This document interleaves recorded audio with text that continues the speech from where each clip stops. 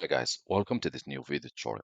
In this video, I will show you the easiest way how you could turn an internal hard drive into a portable one so that you can take it wherever you want and so that you can plug it to any other laptop and access data anywhere, anytime. So let's proceed with step one.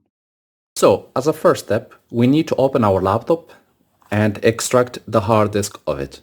This is step one.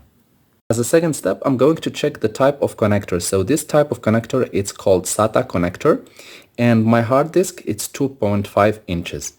What we're going to do, we're going to go online and we're going to buy the so-called USB adapter for 2.5 inches hard disk. This little adapter will allow us to turn this hard disk into an external one, and we will be able to access our data. How it works? So once you have bought the adapter, it comes with this little box and this little connector. So we are going to connect with the connector. We're going to put the hard disk into the box for protection, and we're going to enclose it. Next step, we'll connect this USB connector to our laptop and we will see the data which is inside.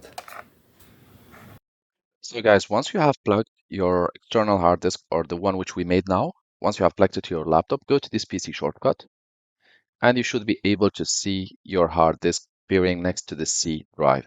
So you can click on it and you will be able to see your data. Thank you guys for watching and talk to you soon in a new video tutorial.